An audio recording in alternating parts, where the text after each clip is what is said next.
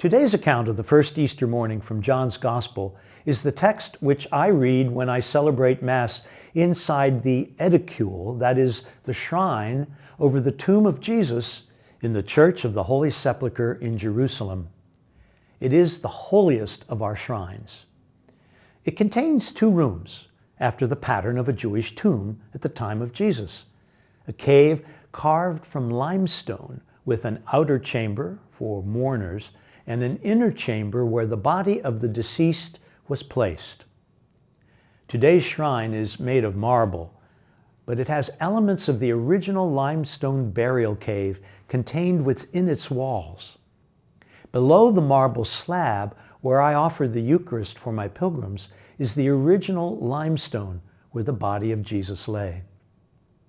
The experience of Mass in this most sacred place is, of course, a great privilege and a moment which calls forth one's faith in the resurrection. In that sense, we're no different than Mary Magdalene, Peter, or the disciple whom Jesus loved in today's Gospel. Like each of us gathered there in the tomb of Jesus, these early followers each had a different experience of coming to believe. Scripture scholar Father Raymond Brown distinguishes among them their different reactions. Mary Magdalene comes in the dark and remains with questions which will only be answered when Jesus later meets her in the garden and calls her by name. Simon Peter has shattered his relationship with Jesus by his threefold denial, and he must wait for Jesus to reconcile him with a threefold invitation to love after the resurrection.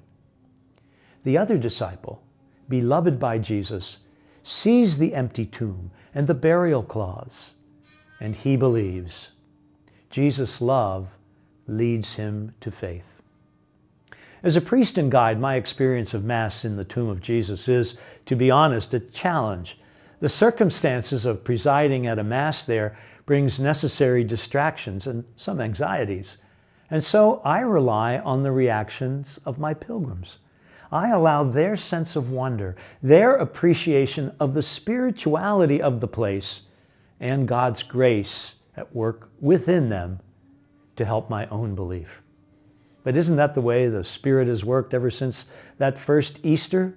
In the testimony of witnesses and in the faith of believers down through the ages.